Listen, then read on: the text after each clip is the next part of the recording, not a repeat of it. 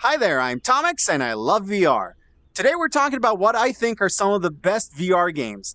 I hear a lot of people wondering which games to get, either because they're new to VR and just don't know what's on the market, or because they've been away from it for a while and haven't been keeping up to date. So I'm going to be telling you my personal idea on what the must-have games for the Vive at least are. And I'm not going to be talking about shooters because I don't play shooters, so I can't really recommend them. I hear Onwards is great, I hear Raw Data is great, but I don't play them myself, so I can't tell you. If you're into shooters, check them out. I'm also not going to be talking about tech demos. Tech demos are cool, they're a great way to get people into the world of VR, but I'm going to be talking about actual full games. So if you want a good demo, I recommend In the Lab. Get it if you don't already have it. If you don't already have it, why?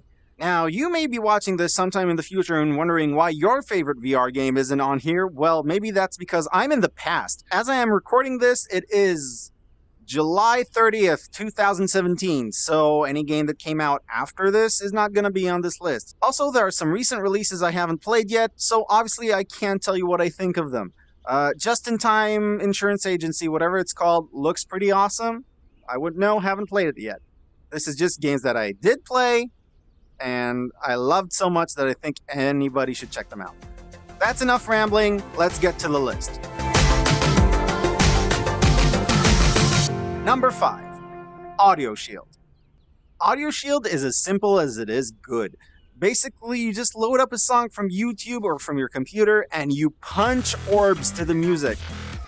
Anyone can get into it in a moment's notice. You feel like just getting a workout, you play Audioshield. You want to show your friend what VR is without overcomplicated games? Audioshield. It is a must-have. It's a game you can plug in, play for a few minutes at a time, and leave, or you can spend an entire hour having fun with it until you start getting tired and sweaty.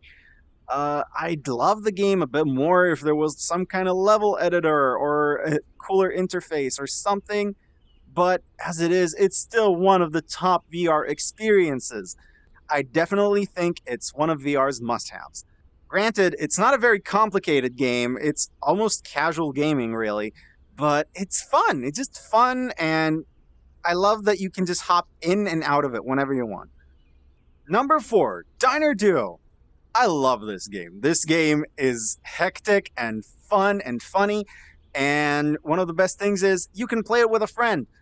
One of you plays in the VR headset, the other one plays on the computer, and you run a hamburger restaurant together. Little robot dudes come in, they make their orders, you have to make the hamburger they asked for, and the waiter has to serve it to them. One of you plays the cook in the headset, the other one plays on the computer as the waiter. That way, it keeps you both involved, and it's one of the first times I've seen a game do that. It's definitely the best example I have for it. The difficulty level keeps ramping up as the game goes on, and it's really fun to see how far you can get in it. I love the way the feeling it gives you is a mix between that panic you have of, oh my god, I have to do this in time, I'm on a time limit, while still being goofy, and every level usually ends up with you throwing stuff at your waiter. For the time being, it is the best asymmetrical gameplay game on the market. Number 3. This one actually goes to 3 different games. Sorry. Those games are To the Top, Mount Wingsuit, and Windlands. The reason I lump these 3 together is that I can basically say the same thing about all of them. All 3 of them take a while to learn the controls for, but once you master them, you start flying through them, and it's so much fun. It's also fun seeing your friends play it and lose their balance and trip. Oh. Ah, okay. No. Oh, goodness gracious. All 3 of them have issues, but they are all very speedy and flowy, and I love them. Number 2. The Gallery Call of the Starseed. I'll be honest, this game would be number 1 if not for the fact that it's episodic, which means you can't really replay it. It is one of my favorite VR experiences, though, by far. When does the next episode come out? To date, it is the most immersive experience I've had in VR. Those of you who've watched my review of it know that by the end of it, I was cowering in fear in the back of my room, even though it's not even a horror game.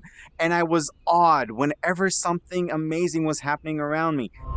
Holy balls on a macaroon! Everything felt big. Everything felt like it was happening to me. I'm not sure how they did it, but it was fantastic.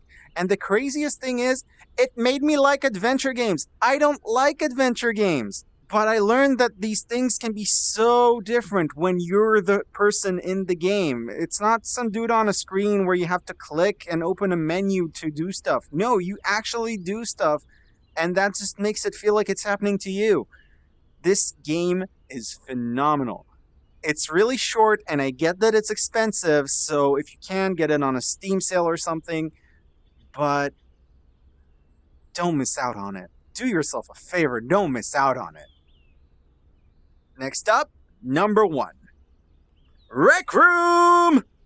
Okay, I get what you're thinking. Really, Rec Room? Yes. I know Rec Room might not be as impressive in the scale of how deep the gameplay of it goes, but I'll tell you what Rec Room does have. Replayability and mass appeal. Oh man, That means this is gonna be bad. pick anyone. That person can just jump into the game, know what they're doing, It's so intuitive.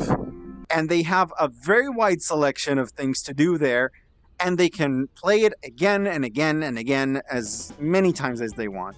I'm pretty sure Rec Room is one of the games I have most hours on out of all my VR games, just because, one, they always update it, and two, there's just so much stuff to do. And even if you don't feel like playing, you can just go in and chill out and talk to people from all over the world. The appeal of online VR is always amazing to me. Oh my god, this is a multiplayer game, isn't it? Oh my goodness, this is amazing. I'm gonna go in like 1 minute. Who is this dude? The free content updates just keep on coming. They keep updating the game and adding to it, and I love that. And the thing is, it has pretty much anything you can want. It has little social games, it has a shooting mode, it has all these different other games that you can play, and that's what makes it a winner in my book. Basically, if you just got a headset and you can only install one game, I'd say this game should be it, just because it does so much stuff and it's always changing. It's likely to appeal to you no matter what kind of game you're into. Now, I agree, there's a problem with all the screaming kids in there, but they're working to try and solve that.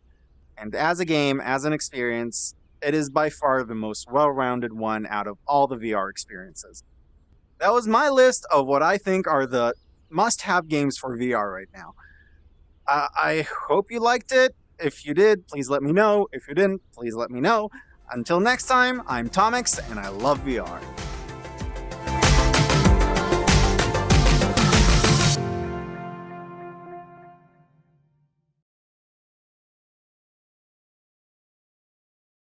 Best games on the market that everyone with a Vive should own. Now, people with the Oculus, that's a bit of a different thing. I don't have an Oculus. I'm not sure exactly what all your options are. No, Oculus doesn't matter. Don't talk about Oculus. Blah, blah, blah, blah, blah.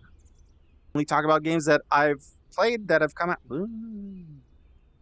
Hi there, I'm Tomix, and I love VR. And one of the questions I see more often...